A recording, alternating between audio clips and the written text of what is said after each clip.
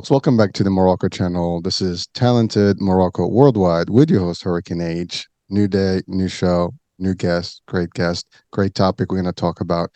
And of course, the Morocco channel is the first Moroccan channel for the Moroccans of the world and anyone who has interest in Morocco to highlight Moroccans and their talent, and they are all over the world and they contribute everywhere. And we'd like to bring that and also to bring you in Morocco a closer look at, things that you might or might not know how things work around the world.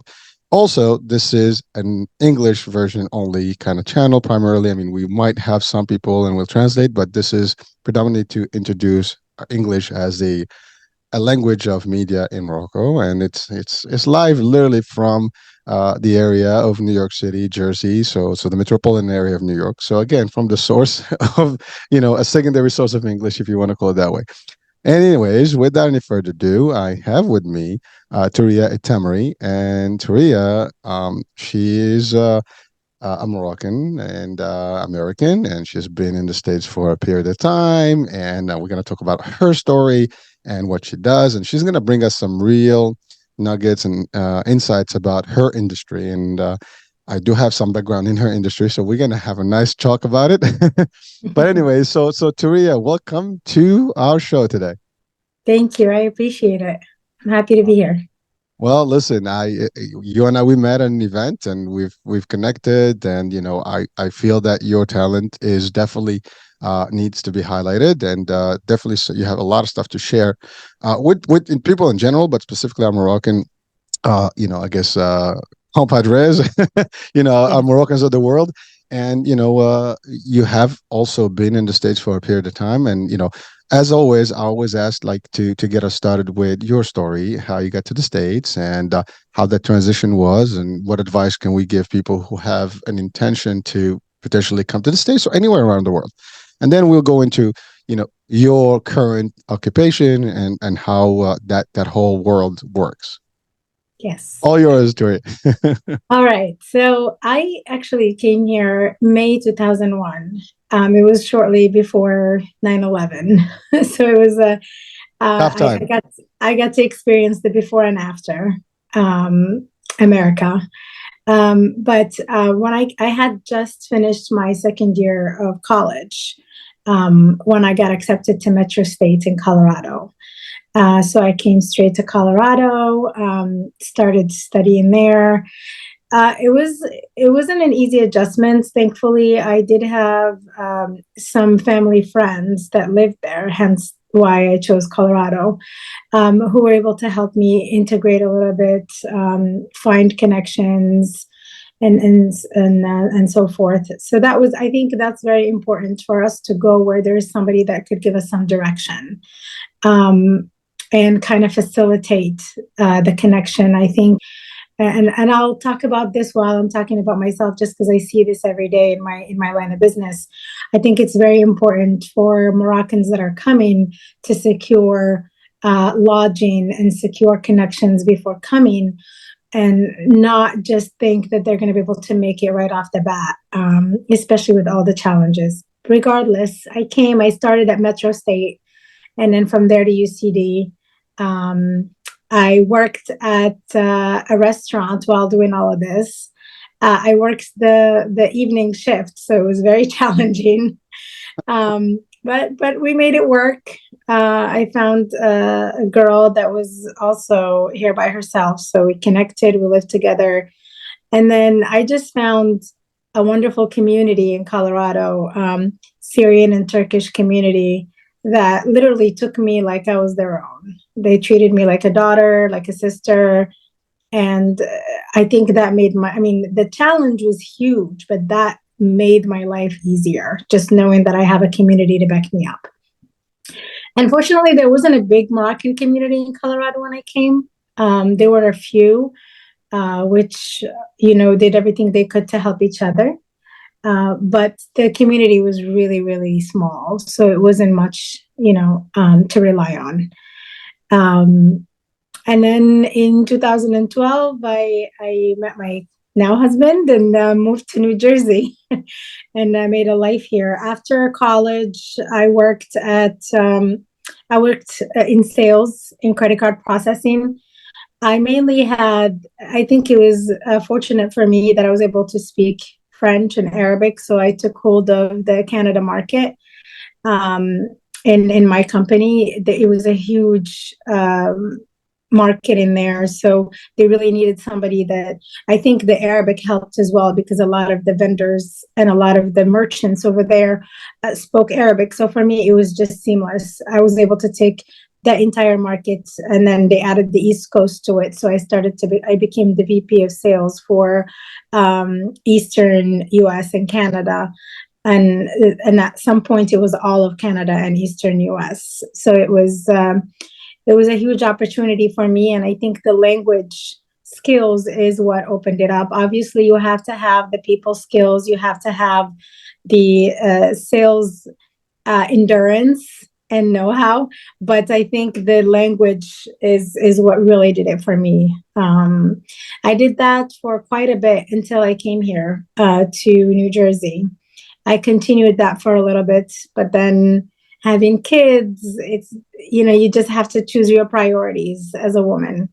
Am I really going to nail down my career and go after that? Or am I going to give the kids, more time, stay at home, take care of them? So my husband and I made the choice for me to stay home at that time and just take care of the kids. In the meantime, I'm not the person to just sit and do nothing. So I took on a new challenge. I learned baking. I started to do cakes, fondant cakes. I still have my Instagram page named after my firstborn, Jenna's Cakes.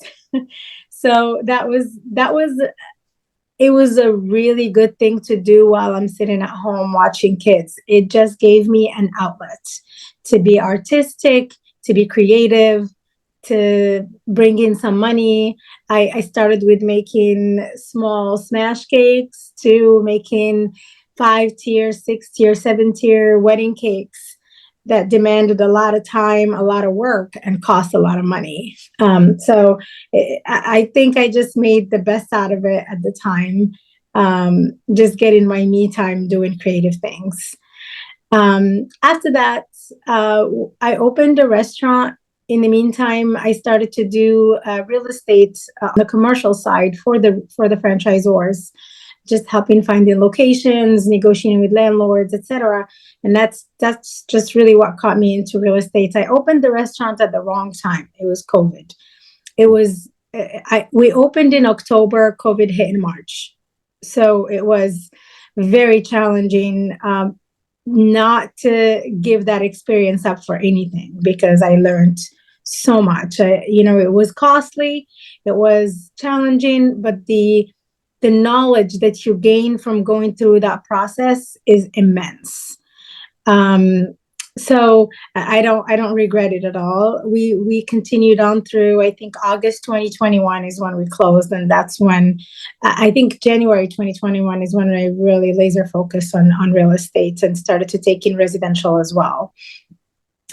And it's just real estate is just such a good combiner of many things. You have to have skills, people skills, you have to have customer service skills, sales skills, and you just have to be that emotional support because this is an emotional decision for most people. Yet it's one of the biggest financial decisions they're going to make in their life. So you just have to be that balance between the two. And I think that's where I found my niche. That's where I feel like I wake up every day feeling like I make a difference in people's lives. And here we are. That's what I'm doing now. Well, that's a 22 years, 20 plus years of history in less than 15 minutes. So, Yeah. and it's a lot of stuff in there. So let me break it down a little bit because there's so much stuff that you've covered in that, in these short minutes here. And I think a lot of people, can benefit from the things that you stated there, and we can, expand on a few of them. One, you came to the States and you were in college. the university, whatever they refer to as college in Morocco. For some people, may Yeah. they may think you're still in mid school. So college obviously is the university level, the associate degree, or like the first 2 years, or premier cycle as we call it in premier cycle, deuxième cycle. That depends. So, anyways, for the Moroccans, that was just to clarify.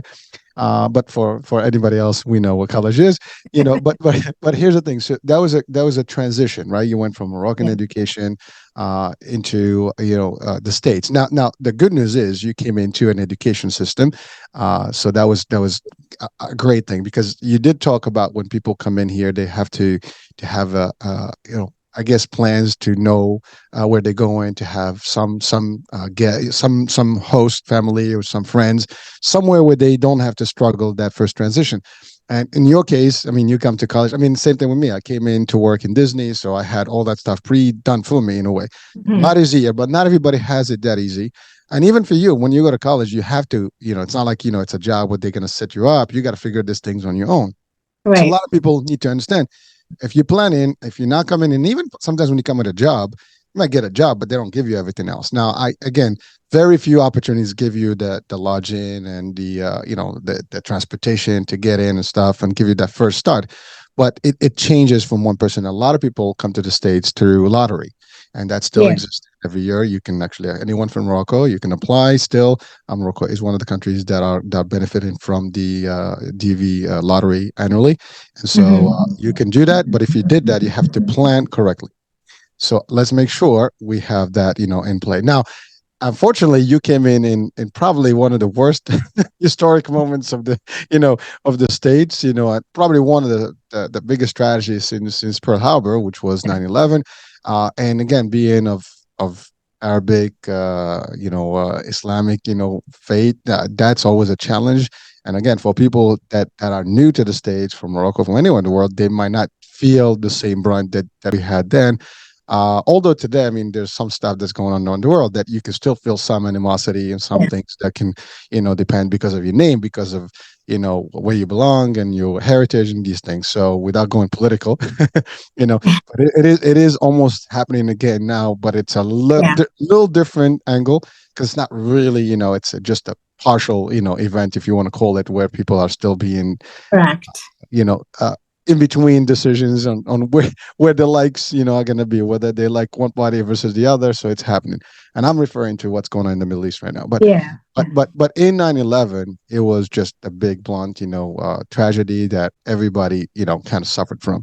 And of course, the first community that suffered through it was anybody with a Muslim or Arabic name. you know, Yeah. they they were there. Now you came in here. I'm sure that transition was difficult. And now you Mhm. also were not in the East Coast or New York area or stuff. You were in Colorado, which is a whole different, dynamics. As you get deeper in the states, things are different when we actually in the big hubs like the Boston Yeah. area, the Washington, the New York, anywhere where there's a lot of diversity and metropolitan, like melting pots type of locations. It's a little bit more acceptable. You can mix it a little bit easier. But if you're in other states, you basically like stand out like a sore thumb. There's only Exactly. a few, and so people look at you, and depends on where they stand in the position at that time. Everybody was pro U.S. We stand united and stuff, and everybody else. We became part of, like, you belong to this enemy. Folks, and although you have nothing to do with it, but it was a difficult task, and so. I mean, I know it was not easy, but you made it through. So again, we hope that no one has to experience that. But I actually, Yeah. I was in the States when that happened, and I can tell you, it was not an easy, days. I mean, it went on for a couple of years. Yeah. I Very mean, the day that it happened, if I can share the story, Please, the yes. day that it happened, as you know, Colorado is a couple hours behind. Mhm. So I woke up, I got to class. I didn't have any idea. I didn't turn on the news at the time. It wasn't phone accessible where you could check Twitter or whatever and find out what's going on in the world. So I get into class, and the teacher plays a clip letting us know what happened that day. It was a political science class, Ooh. and he he played a video of people cheering in the street because that happened. And supposedly he's saying, oh, look, this is what the Middle East is doing. They're cheering on because we are being attacked. And I had a student sitting behind me. Well, the teacher asked the question, if I get an opportunity to go to where these people are, what would I do? And the student sitting behind me literally said, if I had an opportunity to go to the Middle East, I would kill, kill, kill. And I remember I just turned around and I'm thinking, do I even want to say who I am? Do I even want to respond to these kind of, do I want to share with the class who I am, where I come from? Um, I think there was a Palestinian student in the classroom with me, and just feeling that tension, he came and sat in the table right next to me, and then we had to go to the teacher and talk to him after, just letting him know how we feel about the type of videos and questions that he was sharing. But it was at the time everybody was just so angry. It's just, you just better have not answered any questions, not commented on anything, just keep your mouth shut and make it through the day. Yeah, but thank you for sharing that, because that's actually that is a very tough, experience. I mean, I remember the same thing. I mean, I turned the TV on, and my partner at the time. It's funny because we owned a real estate school at the time, and so Yeah. he calls me, and we, he says, look at the TV. So I'm looking at the event. I see the first plane, and then as you watch that first, think you see the second hit, and that's it. I mean, your face just drops because Yeah. this is going to be rough, and then you go in the streets. It was, by the way, I lived on Staten Island, so at that 3 days we were on lockdown. Staten Island was, there were supposedly reports of some people that looked like Wow. they were, part of this plot, and so they closed the island. Can go anywhere. It was just the weirdest thing. I mean, experience, and it was. I mean, there was a lot of hate, a lot of backlash, and it didn't help to see some of these scenes on TV that the media highlighted, royally to even incite more of Yeah. that. And again, it was a sad place, but frankly, folks, let's hope that this doesn't repeat itself, and hopefully that people have gotten more educated on what it is and how people are, and uh, you can't judge one big group because of an action of someone or a couple of people, and that's just that. But so thank you for sharing that transition, but because that's like a very difficult moment for someone to come in, and most people come in between these big events, and there is nothing. You come in, there's a war going on. Also, even immigration becomes very difficult, and the process becomes difficult, and the actual investigative stuff, where they do the background checks, everything becomes more difficult when you have Mhm. serious event like that. So, and by the way, a lot of people did not even get renewed their visas, for as a student Yeah. after that. That was another thing that happened right there. People could not get their visas, renewed, and a lot of students had to leave. Depends what country. So it was just very tragic. So thank you for sharing that. At least we're bringing some history moment here, but you happen to live that moment as you transited to the States. But this happens around the world. You can go to any other country where there's some conflict going, and then Of your course. life becomes. I mean, in the Ukraine, for example, when the war began, a lot of students, Moroccan students, are in Ukraine, and a lot of people had to leave. Also, it was a difficult task for them, and this is more recent events. And these things always happen around the world. And so when you decide to go a different country, sometimes you have to see whether there's the right time or another right time. But sometimes you have no choice. You could Yeah. not possibly have imagined it. You came in a couple of months before, and boom, and it happened. It's just that. I mean, believe it or not. So in before 9/11 happened, we had just started the American Arab Association of New York. It was literally a few months before. And Okay. as it happened, which is still active now, as it happened, it was a few of us that started. There was a doctor, Palestinian. There was a Palestinian lady, Lebanese, another Palestinian, my partner, and myself. And we started it. And then when we did, it happened about 6 months before.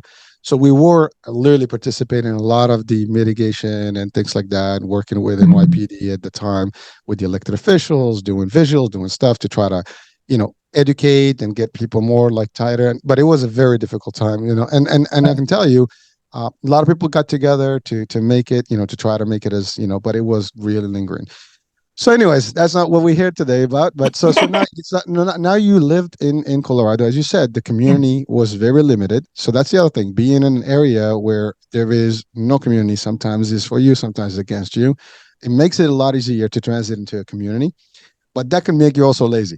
And let me say that, because when you come into a community where your language is is there, your I guess everything is easy, you can find a job, here and there, that you can make things. Sometimes it makes you so comfortable that you don't do more. You just, right, you stay in that, that pot, and you get stuck in that circle.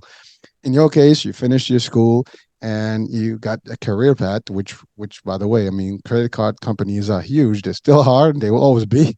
And you found a way, and by the way, you're talking about credit card processing, yeah, which by the way, I have a pet beef with that today, because not with the credit card companies, but with the businesses that are taking advantage of it. And I'm referring to, now they've always charged fees for any business. If you had a business, you had a credit card terminal, there were fees for transactions. But right, all of a sudden, after COVID, those transactions have become, the consumers, burden now. Everybody has to pay those if you pay with credit card versus if you pay with cash. And it's that's a whole different topic. We can yeah, that's my rant. yeah. That's merchants passing it on to consumers because it became too much at some point. Well, Yeah, I think the rate is the same. I don't think that changed much, but really, it's just this just got savvier. So why do I have to pay it? But I would also say this: what happened to business expense? I mean, plus it's not like they didn't increase the prices, right? I mean, everything increased. So yeah, yeah, you have to give in once. So again, restaurants people out there, I mean, this is not new. I mean, it's always been there. Anybody that had a business and used a credit card terminal had to pay fees. You were processing those. yeah, You run the department that did that, and this is for years. And so COVID happened only 3 years ago. So this whole thing where we have to pay for them is really just an asset that these businesses, merchants, as you said, taking advantage yeah, of it, just moving it to the consumer, but it's adding more on the consumers. And I can guarantee you, folks, if you're watching, if you own a business right now, you probably have less frequency or less redundancy, of one family member to come to you because they might not want to pay those extra fees as much as they did, they didn't before. So again, I'm just saying, but that's my personal view on what that looks like, since we talked about credit cards. Now in Morocco, it's still the same, I think, right? The yeah. are still there, and there's a transaction for that. And it's not everywhere. I noticed it more in the East Coast is where it's passed on to consumers, whether it be gas stations. When I first came to New Jersey and I was in the credit card processing industry, and I had never seen that before in 2012. Um, Seeing that in certain states it was illegal to do that, to charge two different prices. Well, I think it is. I mean, listen, I mean, it's the cost of doing business. I mean, you have to Yeah, have credit. If you want to take credit cards, you're going to have to pay for them. And correct. I mean, if you have PayPal, you pay for it, right? Yeah, Similarly, it's a transaction. Now, by you putting that on the credit card, on the receipt, for someone else to pay for it, yet you're actually charging, the price, of your goods and services and order meals, right. whatever. It's already, I mean, you went, and here's the thing. I mean, and this is just specifically for the restaurants. I noticed that the meals have gone, the portions are smaller and the prices are higher and more fees. And you got all these extra charges now that you get from everywhere, and everybody's trying to make up for the losses in during the pandemic. But frankly, folks, you gotta do something about this. Yeah, As a it's consumer, it doesn't make sense. yeah, having been in every side of this, I was a restaurant owner, I was in credit card processing, and I am a consumer.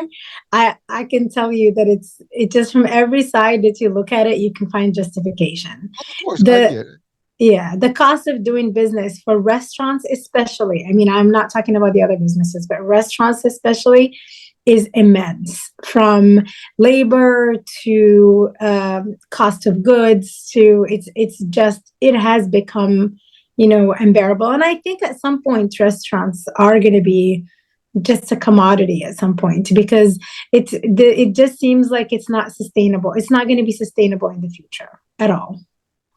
Well, again, especially if you're right. I mean, everything is expensive, and more people, and even the quality of the food. I mean, whether Yeah, it's healthy. I mean, there's more sodium, more stuff. Some people will prefer now to save money and just eat home, and there's all kind of discussion. But you're right.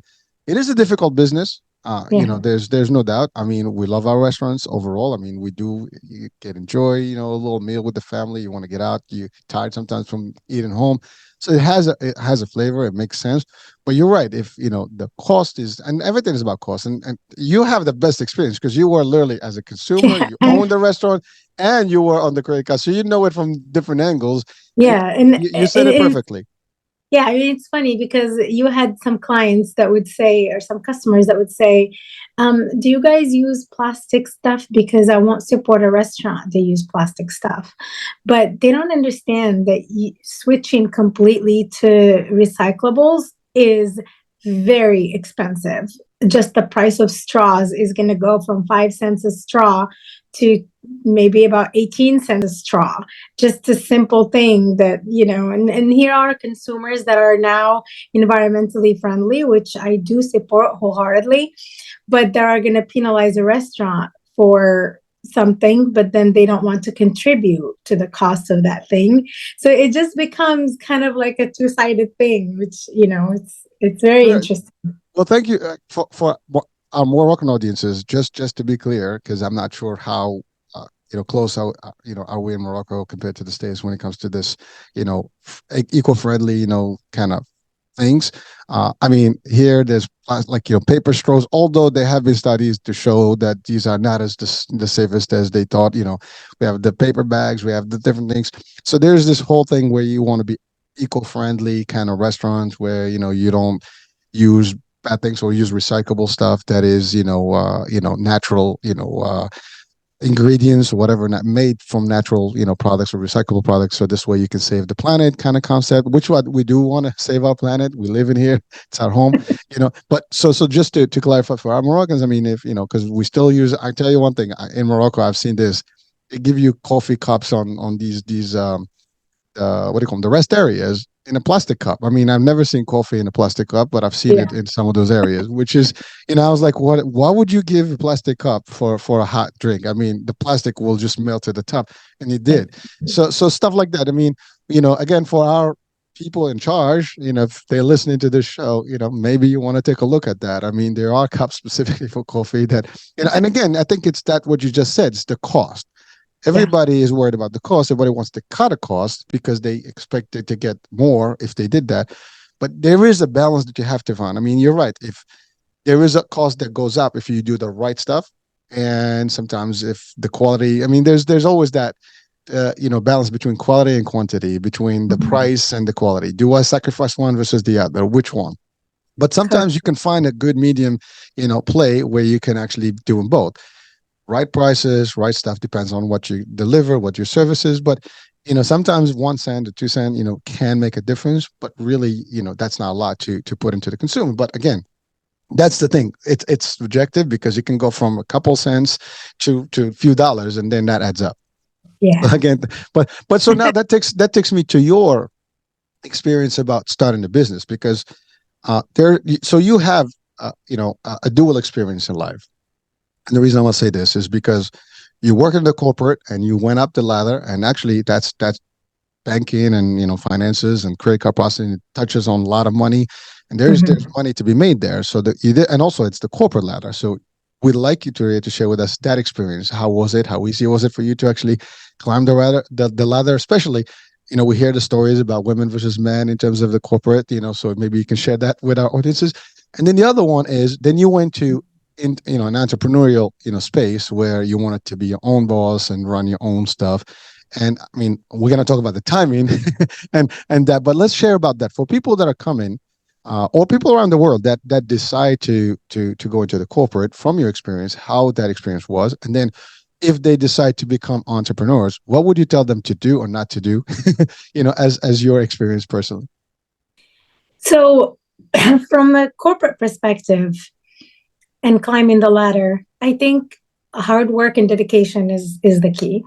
That's number one. Number two Agreed. is you have to have the people skills. I know that a lot of people think that this only exists in Morocco, that it depends on who you know. That's going to dictate how far you make it, but it also exists in the corporate world. You have to be savvy, you have to cater to how do I say this? You have to know how to treat people, especially people that are in high places. They won't see you. They're not gonna go out there and look for you and see your work, no matter how good you are. You have to make sure that they see you. And the way you do it is by networking, building connections, volunteering, finding out what they need and getting it done, even if it's not your business, even if it's not your job. And I know a lot of people will say, I'm not getting paid for that, but you will. In the long term, you will get paid for that. Because when they start to think about putting the right people in the right places, they're going to rely on their interactions and who they know, not somebody who maybe is doing a great job, but they really don't know who that person is. So, my biggest thing was getting to know who the key people are in the company and figuring out how I can help them, even if that means I have to do extra work that is not my job. Making presentations. When I wanted to take over the VP of sales for Canada and the Eastern US, there were people that were presented for that job that had nothing to do with speaking French. They probably are going to have to hire people that would translate for them to do the job. I made a presentation to the key people in the company, explaining to them and doing this. I remember I did a slideshow with why you should pick me, why I should be the person in this position.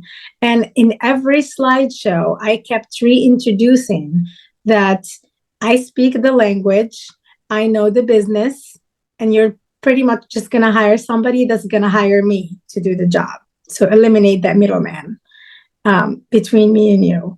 So I think the key thing is just knowing where you want to be and just going after it. Put yourself out there.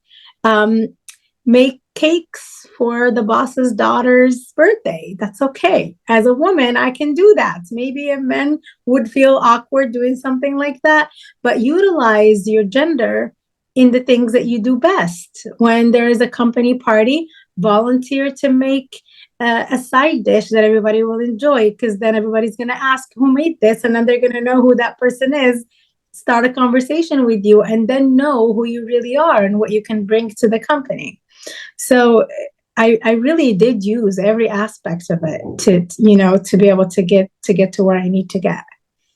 Well, so hold that thought. So you're touching on very powerful things, and folks, here's the thing. You said it best. Like in Morocco, it's who you know, right? But that's everywhere, folks. Even in the corporate world, it's not necessarily who you know. That means somebody knows you. They just gonna give you the freebie. That may happen in Morocco, but not here. But the difference is they gotta like you. That gives you a bonus. That gives you a different, a little bit more cushion and an opportunity, if you want to call that. You still have to do the work. You still have to be equally balanced to get the job done. They're not going to give you the job because they like you and you suck at what you do. They're going to give it to you if they like you, but they know you're also capable. But there's other capable people equally to you. You just want to be different. And by the way, that is the differentiator between, someone who highlights themselves in anything in life. There's thousands of us or millions of us that do exactly the same work. What makes one versus the other better is how you highlight yourself. And you said key points, volunteer, do more. And by the way, I can relate to you. So in my career, I mean, in 30 years, I've been in the insurance space, and my first job in the insurance, literally, it was my first day. And there was an event. They called me to the event. And the president of the company was there that day.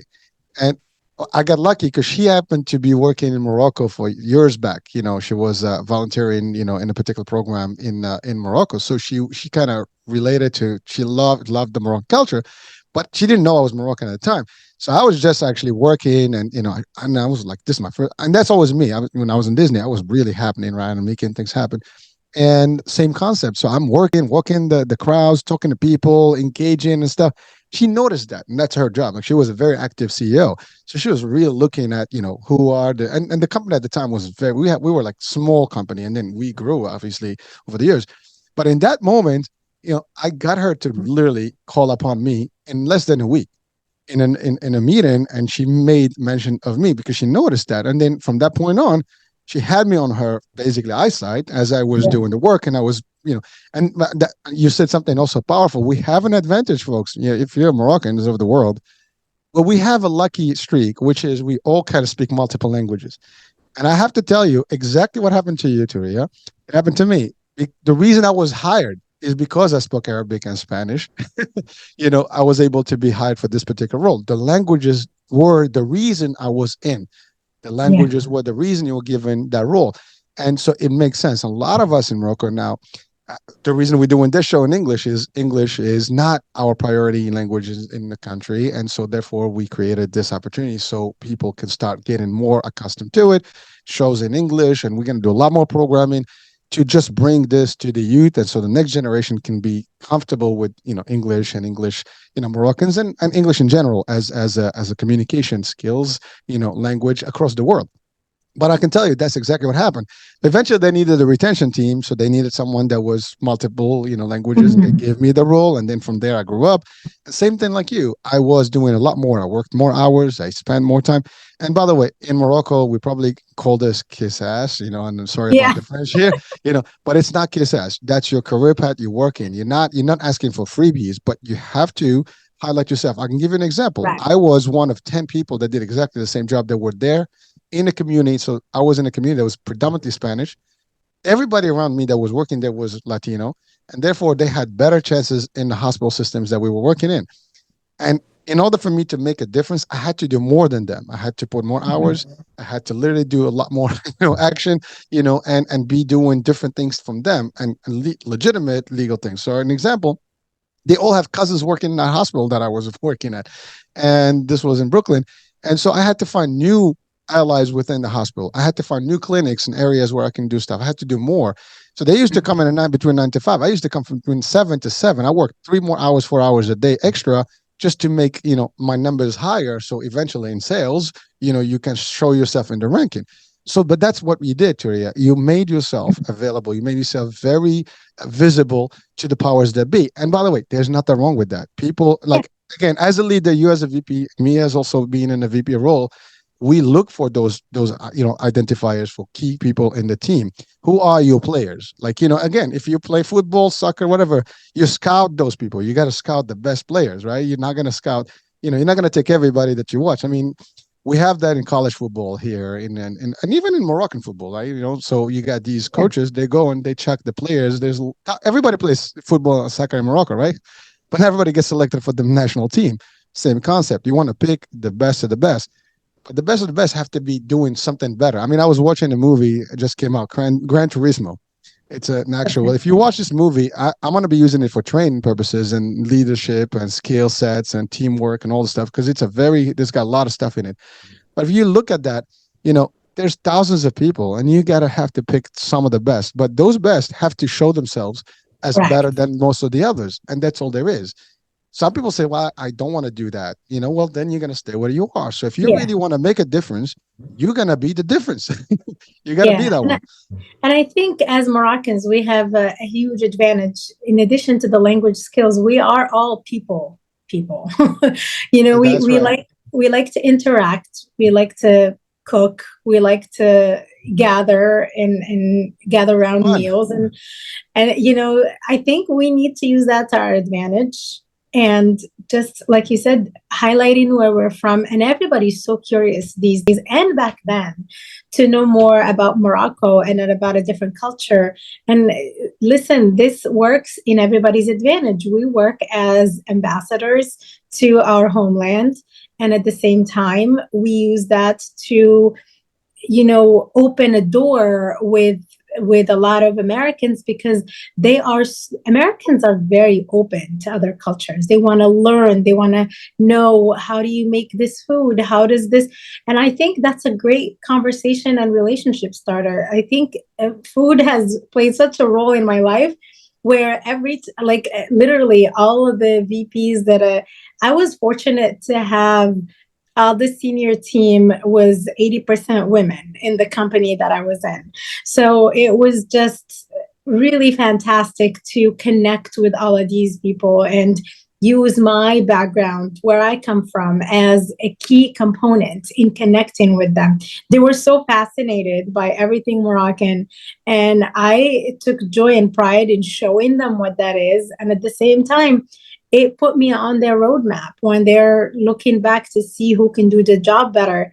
Obviously, I had to prove myself in doing the job, but at the same time, it put me at a, like you said, it highlighted me, because then they go back and they say, well, we know her, we don't know who that other person is. Thank you. By the way, so that there's a, I love what you said that the 80% of the, the top, echelon of the company was women, and so there is a, especially for our Moroccans listening to this, this is a quick message, because I know historically we've heard, like, for a woman, for example, in Morocco, to make it to the top, she has to sacrifice, a lot of things and do things that may not be acceptable, right? We have this, at least I've heard this, over and over. We've seen it depicted in some Moroccan movies. You don't have to do that stuff, in the world. You just have to do your job and be who you are, be genuine. You don't have to accept, anything that is, illicit, that is not appropriate, and whatever. Of You course. just got to do your work.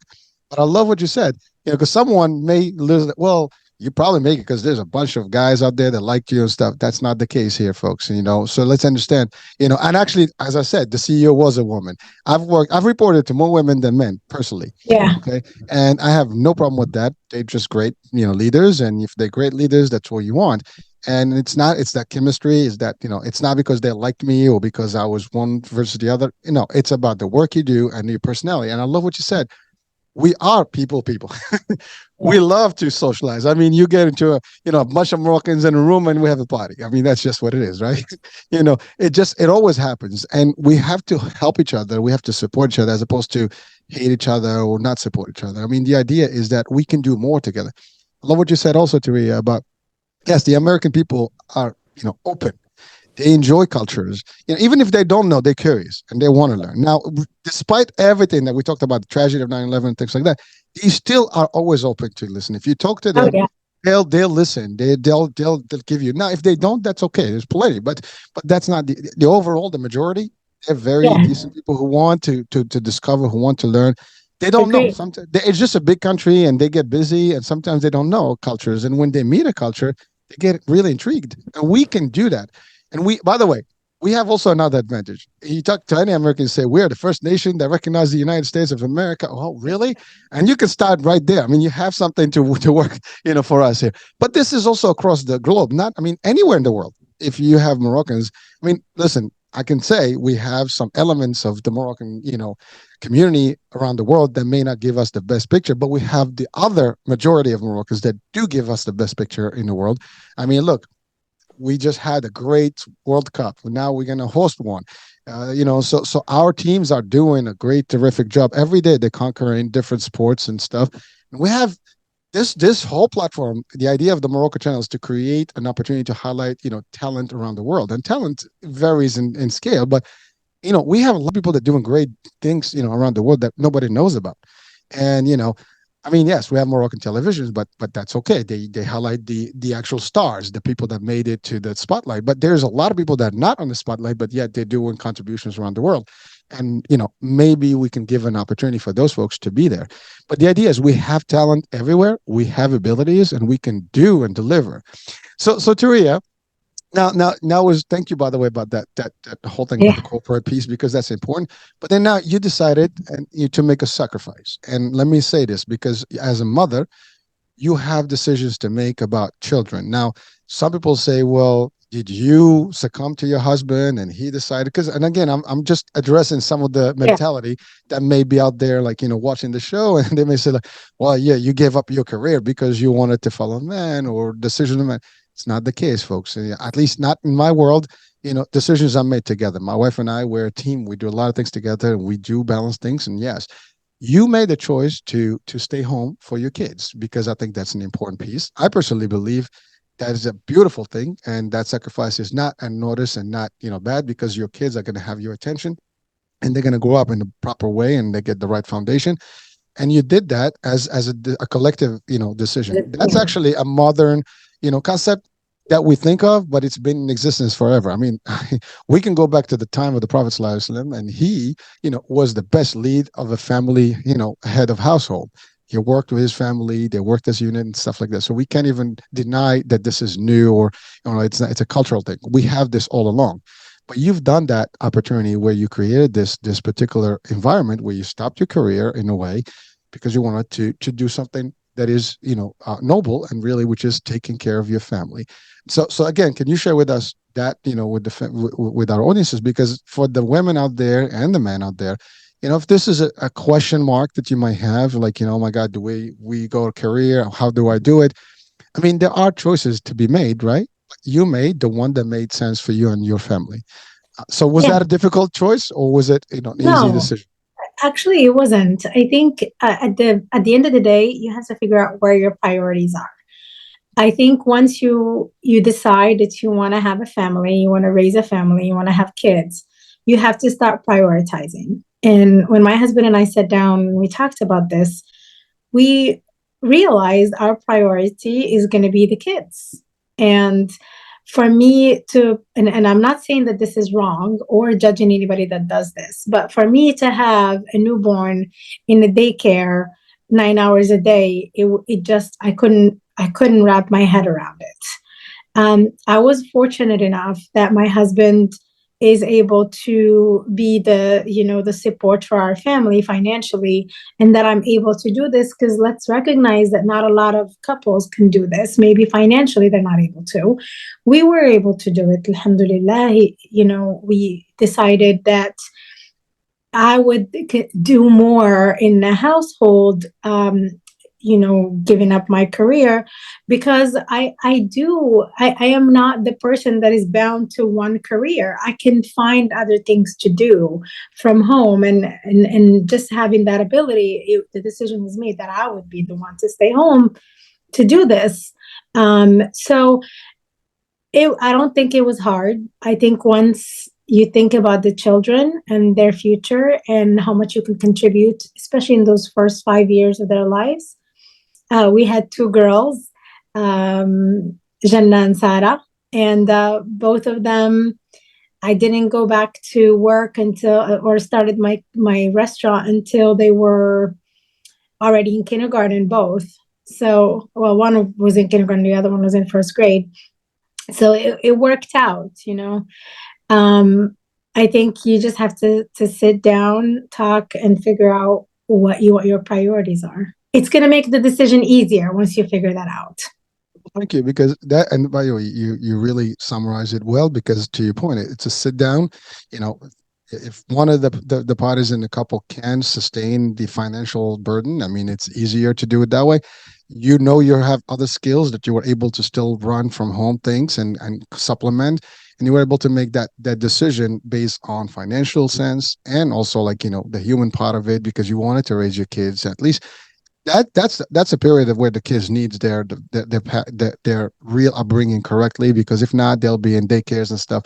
It's not the same as if you were to take care of them the proper way until you put them into the school system and then you maintain, and you were able to do that. So again, because sometimes that's a question, like, oh my god, once you get married, your career goes, or or like your husband, and then again, this I'm talking because I know our culture and we have some of these things. By the way, it happens in other cultures, but it's not necessarily that. I mean, it's a matter of making decisions. This is happening right in Moroccan households, not even the households that are Moroccans in other places in the world.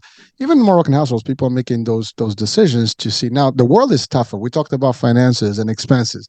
It's getting tough financially on people, and sometimes you need to have three jobs each to actually make ends. But sometimes you have to also make those decisions where they're sacrifices, but they're good sacrifices because they make sense. As long as it's a mutual decision, that's it. I mean, and that's really important. So thank you for sharing that part. And again, hopefully we give some advice to our young folks that are just about to get, because sometimes that be like, well, what do I do? Is this going to help our relationship? Blah blah blah. I can't give up my career. No one's going to give up their career. I mean, I know today, if you wanted to go back, you can rebuild your career at any given time. You already have the time. You already have the ranking. It's like riding a bike. You can go back into any industry and be able to do this. And that's the other thing. When you have skills, those skills are with you at all times.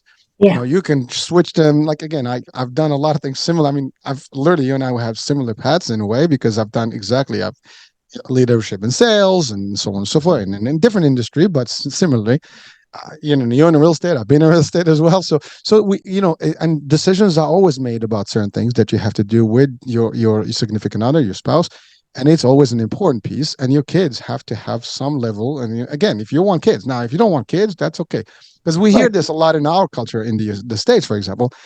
All kids are later.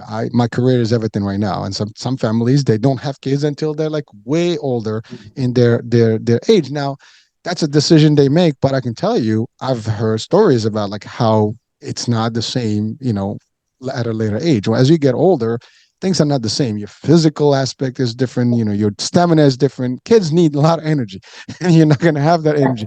So again, these are decisions, folks. We're not talking about family, social gathering today, or social, upbringing, but it's just an idea of a business perspective from an actual Moroccan who actually had a career path, who made the decisions to stay home for a period for kids. And again, so that is a great choice. There's nothing wrong with it. It made sense for you, and it may not make sense for other people. But again, if you're out there listening, this could be something to just consider as an option when you get to that point. Now, Touria, you went to the business. That's the other part. What are some of what made you think restaurant specifically? Was this a Moroccan restaurant, or was it like just a regular restaurant? No, this was a franchise. Oh, So this was kind of this was kind of a weird path, but I mean, I did have a restaurant background. As I had mentioned, I worked in the restaurant when I was in college. So when we started to think about a business at the time, the franchise just made so much sense. Let's get into something structured, something that there's other people that are also working alongside you to make the decisions of what's the best financial solution for cost of goods, for this, for that. So we picked that. The other aspect of it was, let's think about something that represents us. So we wanted to do a halal restaurant. So halal and franchise, there weren't a lot of choices. At the time, there was a new franchise that had just started. It was called Burger I Am. oh So my goodness! No, hold on. yeah, Don't yeah, tell me you got one of those. You and I yeah, got. So that's, yeah. I we lost money on that one too. We started exactly the same thing in about yeah. 2019, 2018, and it didn't work. So Same, 2018. uh, Yeah, that's when we started too. And we actually went as far as opening and to be honest with you, the concept was fantastic. I the think guy left home and took the money the and left guy too. abandoned ship and then things just started to fall apart. At that point, everybody started to do their own thing. So it lost the franchise touch. We were no longer a collective power, which is why it became weak. Now, the other part of it, the other section of it was that we as franchisees, we were penalized by community members because we chose Burger I Am. Now, at the time, our train of thought was, let's just find something that offers a halal option. This was it. There was nothing else. This was it. But for a lot of community members, they called this a treason because the owner of the company is Jewish or is from Israel. Now, for me, that was besides the point. For me, it was, this person is offering a valid halal option. Let's jump on it. If another person that was from anywhere, if a McDonald's was offering a halal option, that would have been fine. So why are we gonna, stoop to, this person is from here, this person is from there? So it was, and I think we didn't realize this in the beginning, but then we came into a political war that was going on, and we were in the middle of it. We opened in Parsippany, New Jersey, and there was a huge Afghani, Pakistani Palestinian community, which did fight us tooth and nail at the time, which was unfortunate, but I don't regret it one bit. I think I learned a lot from the commercial side of real estate, from um, building a business profile and getting the financing for it and putting it together. I mean, it was a huge learning experience. Nothing that money can buy you, for sure. Like not to read, like it's funny. I'm listening to you. By the way, just a disclaimer: the owner of Burger I Am is Moroccan of Jewish Of Jewish. Moroccan is Jewish Moroccan. So he is Moroccan, but he just didn't do the right thing. But Moroccans or not Moroccans, unfortunately, he ran back to out of the country and left everything in the air. And many franchisees, we still owe they still owe us money. you know we Yeah, we same. put in, but you opened, so you were able to run your own way. But we never opened. We were just in the process. We luckily Oh, okay. did not get into. We were about to sign a lease at the mall and everything, Long Island, and we stopped just before, and then we caught up to it later on. They will never refund the money. And eventually, we realized what happened. There is an actual lawsuit. There's all kind of stuff going on with that. It made the news. It was one of the worst. So again, just as an advice, folks, do your due diligence on the franchisees or the franchises. And by the way, you're right. They did offer a halal version. It would have cost more than the actual non halal version, and because the halal meat is more expensive, technically, that's all there is. But they offered regular, food, but they had more of a literally a Moroccan flavor to their meals. I mean, with the eggs and everything, like what you would find in a burger joint in Morocco. It was a great concept, for It sure. was, it was, and that's what brought me. I mean, even the guy that sold me is a Moroccan guy who got us into it, and but so like I said, I mean, you never know, but franchises, and I love what you said. The reason you selected is because it was structured. Franchise does give you structure.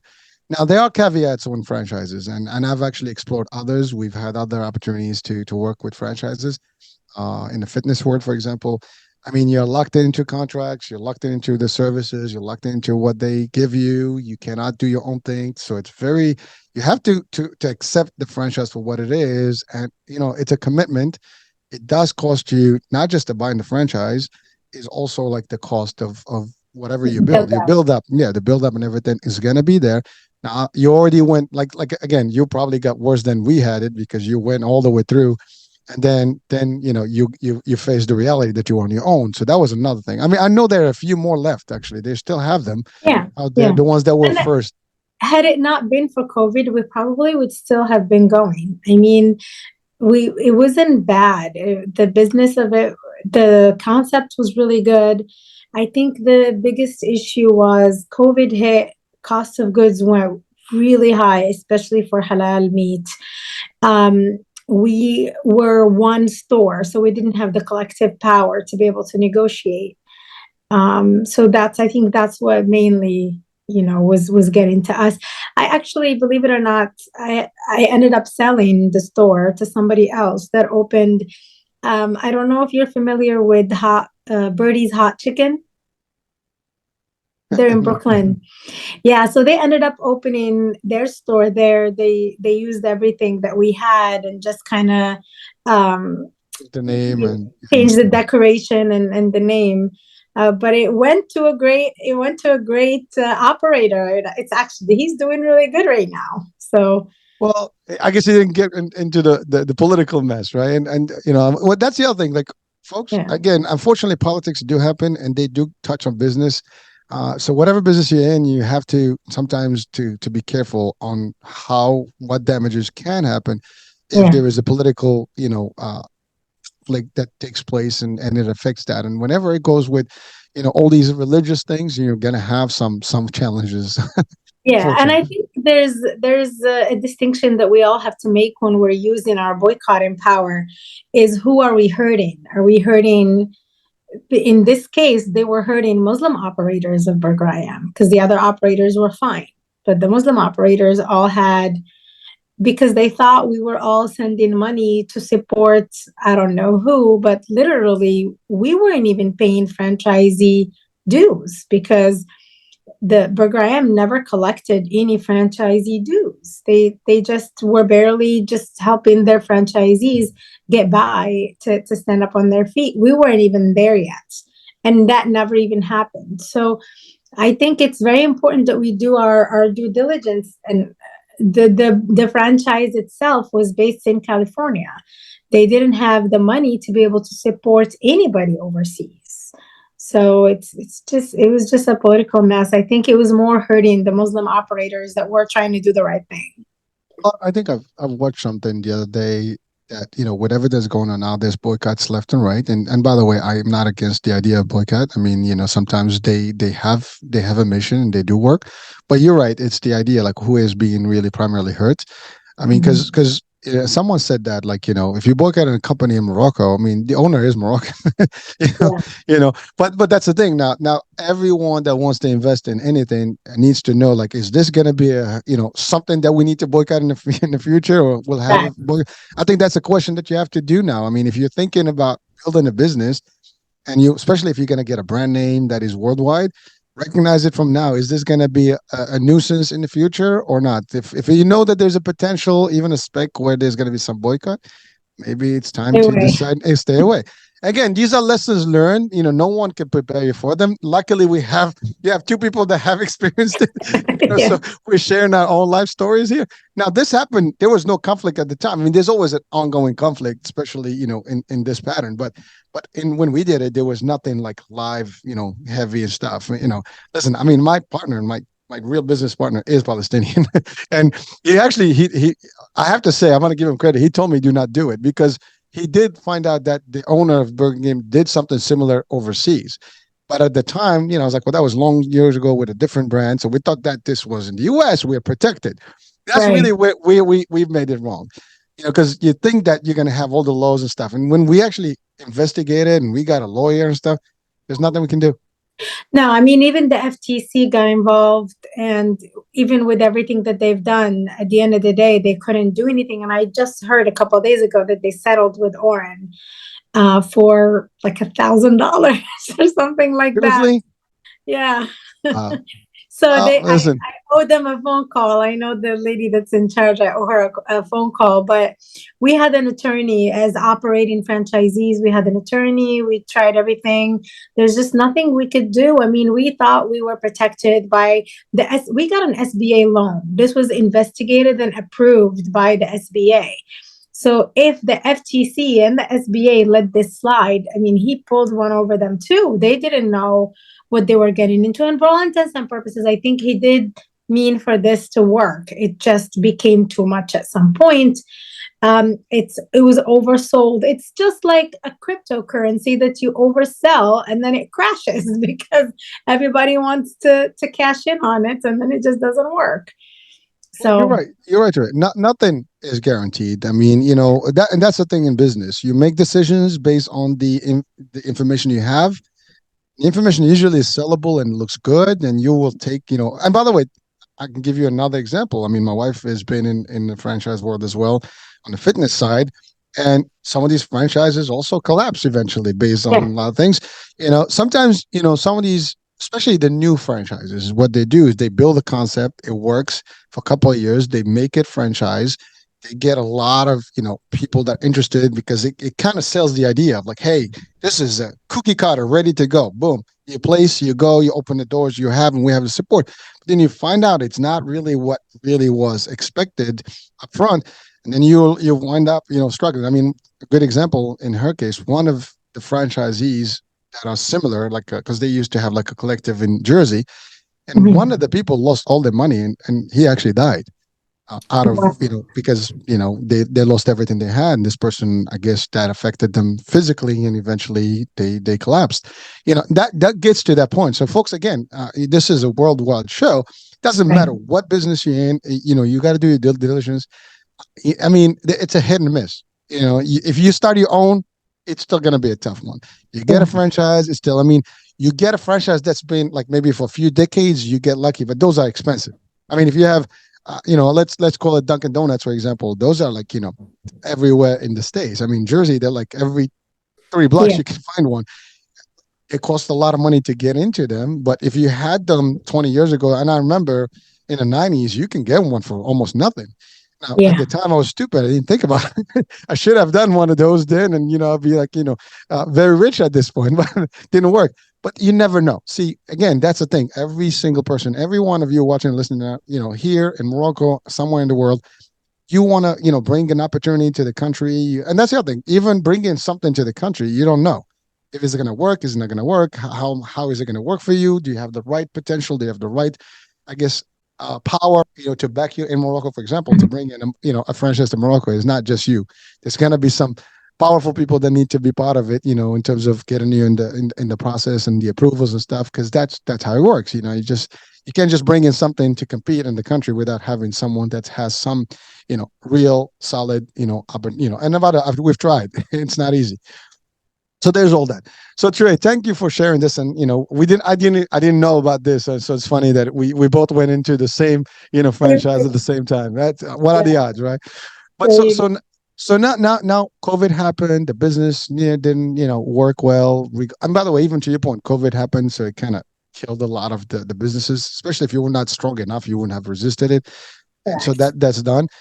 Now you went into a different career, and it is a career that is very lucrative, also up and down depending on the seasons, depending on the time. Now believe it or not, I started in real estate in '96. I got my license in '96, and it's funny. We bought the school that we actually took our class, a year later, and this was in Brooklyn and Bay Ridge, and we've had that school until last year. It got closed. But for all these years, we had the school. I'm actually a licensed instructor as well. So I mean, I know you did your course in Jersey, but we did only New York. But so I've been in that business up and down. We've invested with stuff, but real estate business can be booming. It's always going to exist.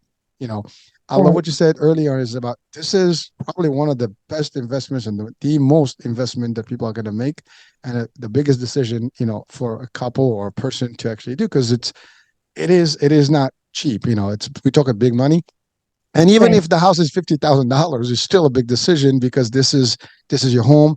There's a lot of factors that affect. Commercial real estate is one thing, residential is another.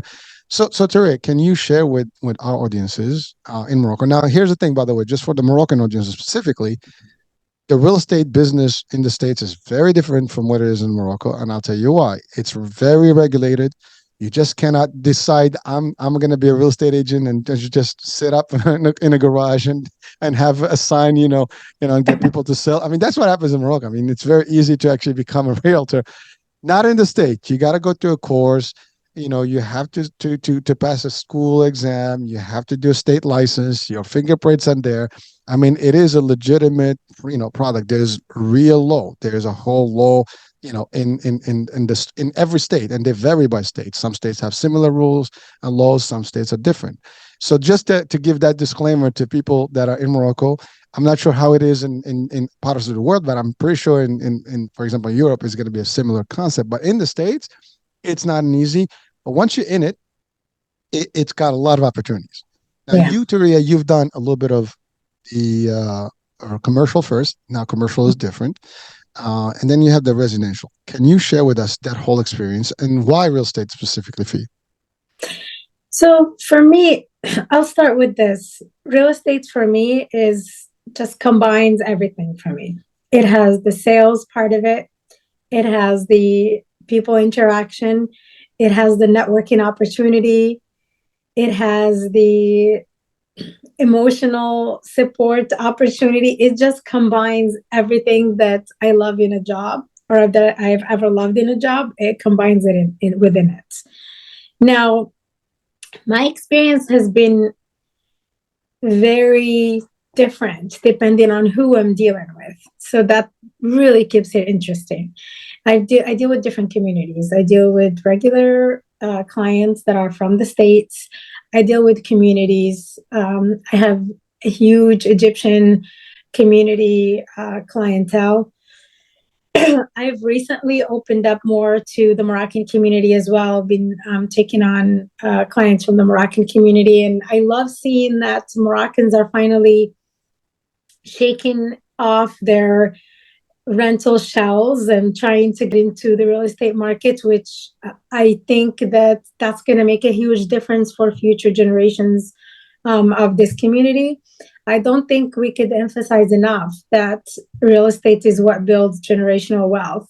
I don't think Moroccans really were focusing on this point just a few years ago. I think now they're seeing more that where you live determines kind of the future of your kids as well. Because if you live in a heavily dense rental community, the school advantages are not going to be the same as a suburban area where you own your house, you pay taxes, and you get a say in what goes on in the school as well. So I'm seeing that there's a little bit more collective knowledge of what this is, and how to approach it is another story. I think Moroccans are doing their best trying to figure out what's going to work best for them. But I think, and I'm sorry, I'm going into this more from a Moroccan perspective than anything else, because I think it's important to That's good. focus on the Moroccan community experience in all of this. I think we're still stuck in the mindset of, I want a cheap house. Where can I get it? And I think that Moroccans at some point have to understand why other communities are focusing more on, I want good schools. Where can I find them? I want good value of my house or good equity in the long run. Where can I find it? Yes, you're going to be paying more, but in the long run, you're going to be making more. And this is where it's challenging for me right now. It's just changing the mindset of our Moroccan community when it comes to real estate. From the interaction with the realtors, this is not transactional. This is not a transactional experience at all. It's not somebody that you find that's going to buy you a house and that's going to move on. That's not going to work in the long run. You need somebody that's going to give you the emotional support and balance you with the financial aspects of things. You need somebody that's going to help you find the best fit for you in terms of location, in terms of schools, in terms of your family needs. And I think Moroccans are still more focused on the transactional part. I can tell you that my general experience with the Moroccan community has been, give me the information and then I'm going to go to another realtor to close the transaction. That's been the experience so far. And it's just, it doesn't serve them in the long run, because not just myself, but other realtors, when they see who the person is and where they're from, they're immediately thinking, I need to sign a contract with this person because they're going to use me and go find somebody else to close the transaction. So you're going to end up limiting your pool of people that can help you, whether it be lenders or realtors. So I think we need to change the collective mindset of Moroccans on how to approach the buy-in process of the transaction or the selling process. You need to do your due diligence, find out who you're dealing with, find out who that realtor is, find out which areas they serve. Because some people insisted, I went out of my way to different areas that I don't service. And I'm trying to explain to them that that's not gonna help you. You need somebody that is well-versed in that location specifically. I serve the North Jersey market. Me going with you to South Jersey, as much as I can do to help you, you're going to be at a disadvantage. You need somebody that knows every inch of the area that you're trying to buy into. But I think more so, we need to change the mindset of, let me just go to an area that is cheap, because cheap is for a reason. Why is it cheap? Is it cheap because of the surrounding area? Is it cheap because inaccessibility? Is it cheap because value is very low? What if you decide to sell in 5 or 10 years? Then are you going to make your money back? Are you going to benefit?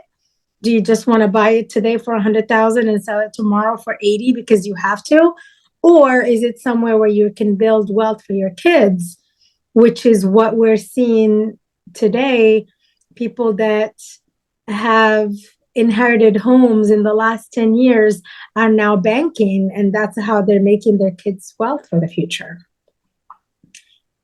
So sorry, That's I know I went way no, out, no, but no, no. I love it. I love it actually, and it you bring in a lot of good points and great points as a matter of fact. First of all, real estate is probably the most value that someone can have. I mean, we hear about all kind of other investments. The real estate has always been the historic investment that does pin out. Now, providing you make the right choices, the right communities, the right neighborhoods and stuff. And now again, we're talking around the world. Everybody, this can benefit from this discussion. But I want to just to the point of the Moroccans. I mean, again, this is the same in Morocco, for example. If you buy a property in a neighborhood, for example, I don't know where you're from, Touria in Morocco. Gaza. So, Kaza, so imagine if you bought a house, I don't know, in what do you call that? One of the like India, California, one of those affluent neighborhoods, if you want to call them, right? It's the same concept, right? You bought it 20 years, 30 years ago. The land was very, compared to now, super cheap. Now you can bank really some good cash in that property. Your property is worth millions. Well, same thing here, and that's value to value, land, and progression of the land, value. But I think what you stated very powerfully is, people in at least in the States, they seek blue ribbon school systems. They seek the neighborhood safety. They seek the is this neighborhood going up or going down? Is there drugs? Is there this? Is there that? Is there, you know, whenever I love what you said, if the value is so cheap, why is it cheap? Maybe the neighborhood is not safe. Maybe, it's drug invested. Maybe the schools, they're not good. Maybe, yeah, you go to suburbia, you're in the middle of nowhere, but you're paying 20,000, 15, $16,000 worth of taxes. You have at least 60% of that going to the school system, and you can go and claim and make noise. You don't have that in other places. Again, if you have kids, that's where it is. I mean, listen, you can be in the rental mentality, and rental, to a degree now is worse. Like, I mean, I Yeah. know, for example, you can get a 2 bedroom. In New York, we get it. I mean, one studio is like now $6,000, $7,000. I don't know. I forgot the numbers are just going crazy now. Brooklyn, you can't even get a 2 bedroom, for less than $3,000, $4,000, I think, in the right neighborhood. Now, you probably can, again, you can go cheaper, but then are you safe at night? When you come in, do you have to put barriers and barricade stuff in your windows and your doors to get Yeah. in? I mean, are you in jail? No. I mean, obviously barricades and bars are for jail, right? Cells. But if you have that, that's a problem, right? Do you want to be there? No. Probably your school system is not going to be that good. So those are decisions to make. Now, you're buying a home, as they say, it's a home, not a house. It's a home. You're buying the experience of family. You're buying, where you're gonna bring your kids. You want to have that playground. You want to have that the ability to do things. You have safety. You have police patrols and things like that. So these are things, and you want a school that has a good academic level and things like that. And I love what you said. This is, by the way, not just in real estate. Unfortunately, we as a community, we need to learn to support each other more and more and more. And I think that's the thing. It's not about like talk to Taria, but I go talk to James later on. If I talk to Touria, Turia's doing the work. I mean, she's just as good as anybody else. If she's licensed, that means she's qualified to do this job. Now, I mean, maybe Touria didn't do a good job, showing me the stuff. That's also not true, because it depends what you tell Touria, right? I'm giving your name as an example, but let's think about it this way. If you want to buy a house, you also need to know what you want. you can't give people, I just want a house, in this range. You got to give them like certain specifics. What is it you want in the house? How big is the house? What area that you want. I love what you said. You work in the north of Jersey, completely different demographics, completely different neighborhoods, areas, and also price range from if you go further south in the state, it's going to be cheaper. But now you're like an hour away, 2 hours from any metropolitan area, unless you want to go to Philly, or that's another story. But so you have to know where you're doing. Is your job close by? Is your job not? All these things are decisions that you have to be aware. But we need to learn to do that. And I love what you said, that finally we're seeing more and more Moroccans acquiring properties and stuff, as opposed to just renting. Now let's face it, folks. Rent is zero. It's all money lost. You put it out there, and it's never going to give back to you. You don't have tax credits, you have nothing. If you do real estate, well, you have equity in the house, whatever you put down is there, and whatever value in the property. If you bought a house in Brooklyn, for example, back in the days, now you're in a million, you're a million mark, 2 million mark. You can cash in, talking about generational wealth. Your kids are going to be happy. A lot of The people, majority of our clients are people that have sold in Brooklyn or Queens. They bought for 300, they're at 1.4, 1.5 million now. So they're coming here to get bigger properties and to use gosh, the cash for their kids. exactly. Cash. I mean, they boom. They just you come in. Hey, no banking needed. We can close in 10 days. Done deal or less. I mean, just get the title, get all the stuff done, and you're done. I mean, it makes a difference. But that's the thing. It's long vision, long term, and real estate can move quickly, folks. Listen, I'm not. True story. I used to have properties in New York, and I made a mistake of selling them sooner than later. Now we sold before the 2008 mark, which was okay, but had we kept them, we would have gained a lot more for those properties that we had. But again, for me, it was other reasons. We didn't want to stay in the riba stuff or like the usury or interest business, and so we kind of did all that. But so there was different decisions why we did it. But again, now of course you're gonna get into that fine line, riba versus not riba and things like that. We're not gonna do a But religious. there's options now. There's Yeah. there's many, many options. And by the way, the bank industries, they have actually Islamic financing if you want that. Correct. So Yeah. there is that. So there's a lot of and by the way, I did that too. I mean, we use some Islamic financing, but I'm telling you, it's a very unique approach. So I love what you said, Tori, about like the community is now. And by the way, this is not a general term. I mean, there is a percentage of the community that's been around the states long enough that they've been property owners and investors and things like that. But it's not the majority. It's not the bigger percentage when Correct. you compare it to, for example, the Chinese community, the Italian community, the other communities, right? They're big with properties and real estate. I mean, that's what they do. They buy homes. And by the way, it's the same thing. I mean, if you think about renting a house right now, you're going to need 2 months or 3 months, the down payment, the first month and the last month at least, right? And then if you're using an agent, you're probably paying the agent. So about, Mhm. that's like, if it's 4,000 or 5,000, you're looking at 20,000. You get an FHA loan, like first time home buyer, you're probably going to be, in the same range of down payment. And now you have your own home, right? And again, I'm just giving some, numbers that are low, but it doesn't matter what the property range, even if it's $500,000, whatever. And although that's difficult to find these days in the right places because everything is going up. But the idea is that you're still ahead of the game. And by the way, if you're gonna rent a place for 2 or 3 bedrooms for $4 or $5,000, might as well get a house for less than that. At least you have your credits, you have your equity. That money is not lost. You can sell it and get money back. You can cash money in it. There's many things you can do. It's different, and it's a different way to do this. And by the way, I love what you said. It is an emotional decision. It is fulfilling because you do help people really build homes. I mean, one of the things it's really when you're selling homes and you see how people you can visualize with them the whole concept, where the kids are going to play and things like that. It's a warm feeling, right? And it's just a good business to be in to help people. There is plenty of growth in it as a business itself. I mean, you can become your own broker, you can have your own agents. There's a lot of things to do. But thank you for by the way, a great opportunity to network. That's how we met. Yeah, there you go. So you never know. You meet people. There's Yeah. different things. And by the way, I want to commend you because you're one of the few that I know Moroccans actually who are out there in events and doing the work. Not everybody. I mean, I know a few that are out there tabletop events, festivals, and things like that, and networking opportunities and stuff. And you know what? There's nothing wrong with that. You make it happen. It's part of the culture.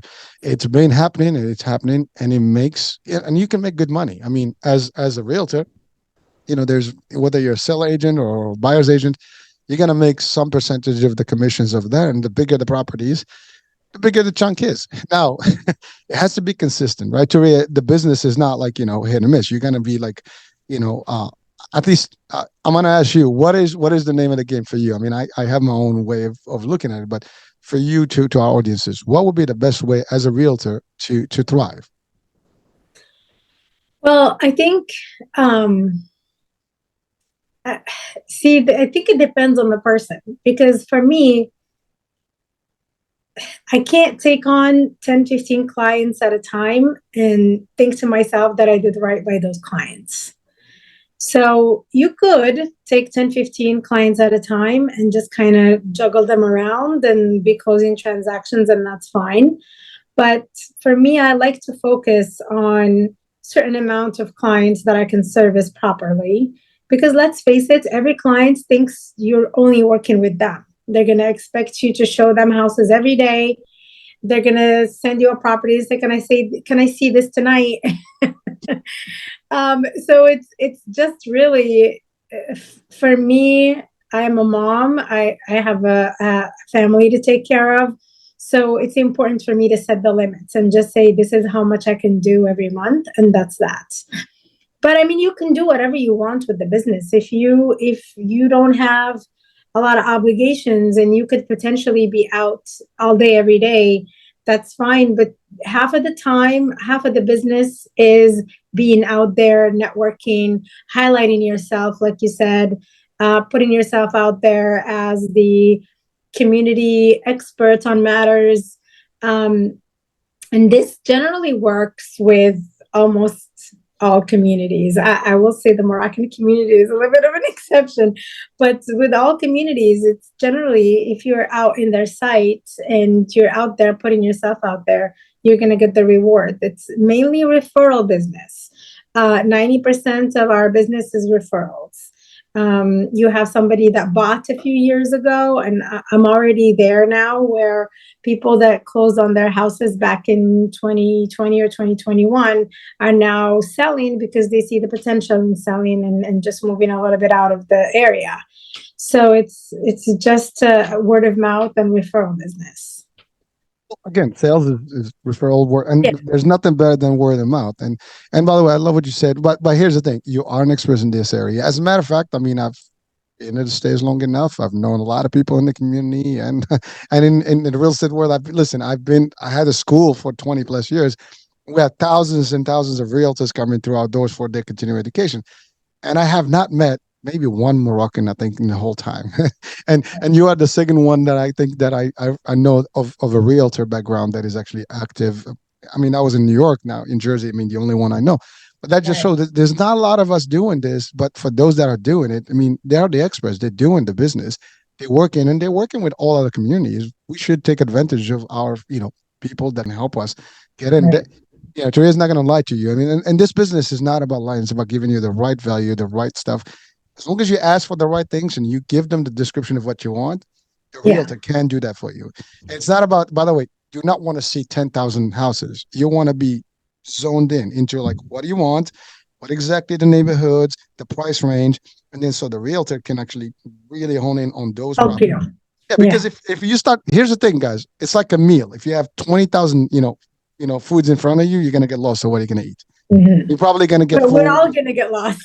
Exactly. But if you concise your decision on like what I want, what the neighborhoods, the size of the house, whatever the description you want a pool, you want this, you want that, you want by the school, you want by transportation, then it gives the true dynamics that the realtor is going to give you, and they're going to do a better job helping you.